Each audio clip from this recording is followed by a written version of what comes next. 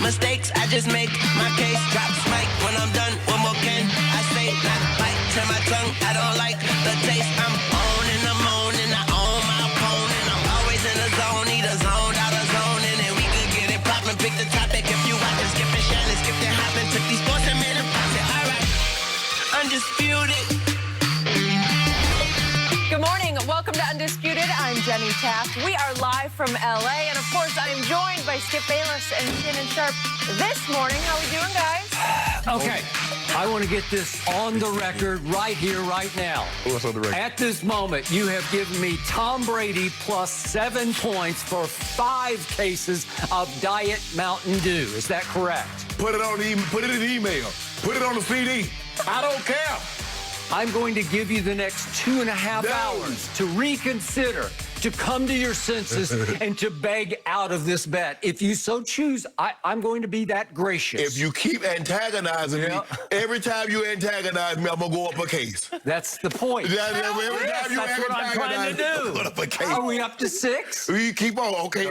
If at the end of this A block, if you antagonize me one more time, you say one more thing about Brady being the GOAT, it's 6 cases. Brady's the GOAT! Is that how it's going to go today? Oh, okay. We got an interesting Undisputed coming our way. The countdown is on, guys, and we are now just 2 days away from the Bucs and Packers kicking off in the NFC Championship game on Fox. Tampa is a 3.5-point underdog in this one, according to Fox Bet Sportsbook. Tom Brady called the Packers a great football team that will present a challenge. Well, Bruce Arians had a high compliment for Aaron Rodgers, saying that he was the one who truly invented manipulating defenses with his eyes. So, Shannon, are you going Brady or Rodgers? And tell me why. I'm going Rodgers. I expect Rodgers to be spectacular. And for the most part, he's been spectacular in every game that he's played this year, with the exception of the Tampa Bay Buccaneers. Give them credit. The defense got after him. He made the one mistake early, came back, followed that up with another mistake, and then he wasn't the same. I don't care what he'll tell you. He said it wasn't confidence, but they took his confidence. And once they got him, they played their way, played the run on the way to the quarterback, and they kind of beat him into submission. At the end of the day, it was just like, okay, we're just going to run the football and just let's get off the field, take our lumps, take our losses, and we'll get back into to Green Bay, Skip, and we'll regroup. And it's hard to see a scenario where a quarterback goes every single game throughout the course of a season and not have one bad game. He had a bad game. There's no question about that. He had a bad game, and Tampa made him pay the ultimate price, beat him down 38-10. But I look at both of these teams. I believe both of these teams have gotten better, but the Packers have gotten exponentially better. Skip, at the time when they played them, Aaron Rodgers wasn't even thought of in the MVP discussion. Everybody was talking about Russ. Everybody was talking about my homeboy. Even Brady, after that game, Brady had gotten into the discussion for the MVP. Everybody had written Aaron Rodgers off. But since then, he has not looked back. Yet they haven't won every game, but his play has been spectacular up until then. And the notion that because, okay, they beat him down in the regular season, still we see that's not always the case, because we watched New Orleans beat Tampa down twice. But Tampa was a different team the second time around. They made some corrections, mainly protection of Tom Brady. Brady did a great job of not turning the football over. They won that game. We look at Pittsburgh and Cleveland. Pittsburgh wiped the floor with them the first time around. Mistakes, they took care of Baker, and they wiped the floor with the Steelers. So I expect I think we're going to see more of that as opposed to what Tampa did the first time around, getting after Rodgers turning the football over. So I got me a nice score. I was saying 7, Skip, and I was trying to come up with a number that I really thought that they could get to. Hold on, I just want to know one thing. Do I get 7 points in ties? So if it's a 7-point ball game, Packers win by 7, do I get the ties? It's a push. No, I want to tie. I should get ties. No, you don't get a tie. You're not wearing a tie. I would go Packers. I'm going to go Packers. I'm going to go Packers. Just so I don't get the tie, I would go Packers 33, Bucs 25. By 8. I'm going to go by 8. Okay, I got it. I wanted to go by 7, but since you won't give me ties, I had 33-26, but since you won't give me ties, I bumped them down 1. Okay, it is now my turn. The moment is at hand. Yep.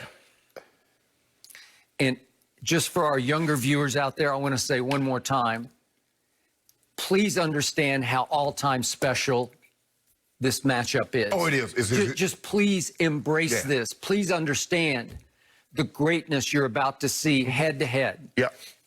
Aaron Rodgers is obviously all-time great. He's not Tom Brady, but he's obviously going to be a first-ballot Hall of Famer. Better. And he's better than Brady. This man has tried to tell me, and I'm about to get into that. But the point here is that savor what you're seeing on Sunday. You want to appreciate it till it's gone. This is living legends. They are still playing at extremely high levels on both sides. 143 going on 23, and Aaron Rodgers about to win his third MVP. Correct. So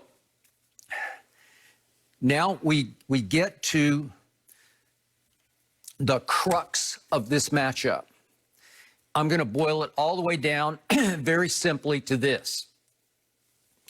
It's about protection. And in the end, I believe the Bucs will protect Tom Brady better than the Packers will be able to protect Aaron Rodgers. I believe that Tom Brady is primed and poised to play a little better than Aaron Rodgers does in this game, especially in the fourth quarter. I believe Tom Brady will make at least one more big play in this game than Aaron Rodgers. I believe Aaron will be under fire and under attack more than Brady. And I will give you this. If Brady's under fire and under attack, you'll be correct. But his offensive line has gelled and clicked and come of age right before your very eyes. He has been protected over the last 6 games at the highest level. Yes. And I believe that will continue. The Bucs will get after Aaron Rodgers just the way they got after him with various blitzes and just basic, what I call, they're the Buccaneers, but they have pirate edge to them. They have cutthroat, nasty pirate edge, and they're going to come after Aaron Rodgers. Ndamukong Suh does not like Aaron Rodgers, and he has always been a thorn in his side and a voice in his ear in every game they've ever played. And I believe that Aaron will go down 3 times. I think he'll get hit 4 or 5 other times. And the result of that will be Tom Brady 30, Aaron Rodgers 28. And I'm going to reiterate my motto when it comes to Tom Brady. There's one man in sports I will never, ever bet against, especially if you give me 7 points.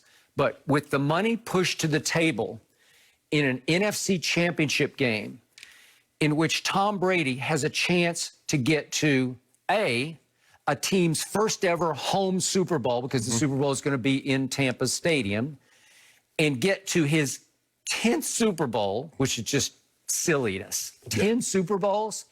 He getting a little Go James territory. Because, Go James been in the NBA Finals, right? Oh, yeah. Okay. Except Tom Brady has won 6 Super Bowls. I say got there, Skip. With 6 game-winning drives in the fourth quarter or overtime.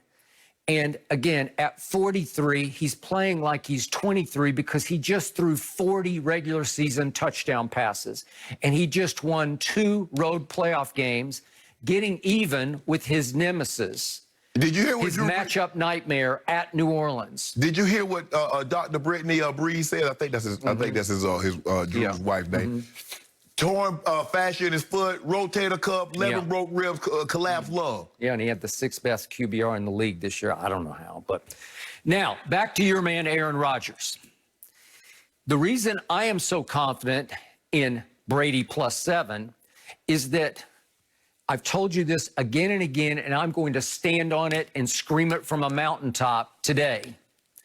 Aaron Rodgers is overrated when it comes to the postseason because he made it to 1 Super Bowl long ago, 10 years ago, with a road wild card run in which he won 3 straight games on the road unexpectedly to get to that Super Bowl in Dallas-Fort Worth, as we remember, against Pittsburgh. And he won it. He was great in it. He was the MVP of the game and should have been. But that was a long time ago.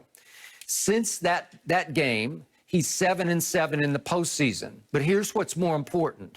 This is a championship game. It's his first home championship game, and it took him longer to get to that than any quarterback has ever taken to get to a home championship game. That's all you need to know. But you also need to remember this.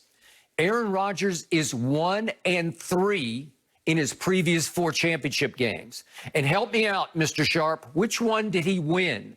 Oh, it was the first one he ever played in, which was at Chicago. Remember that one? Yes. What happened in that game? Well, Green Bay was up 16-0 at halftime. And Jay Cutler had a bad knee, which forced him to mostly ride the exercise bicycle on the sideline in Chicago for the second half, which forced one Caleb Haney into the game the entire second half. A Caleb Haney who in his career would wind up starting only 4 NFL games and be gone from the league 2 years after this fateful day in Chicago. What did Caleb Haney do in the second half? He brought them back. All of a sudden, he cut the score to 21-14, and after another quick 3-and-out by Aaron Rodgers and company, here came Caleb Haney again on an 11-play, 82-yard drive and got it all the way down to 4th and 5 at the Green Bay 29.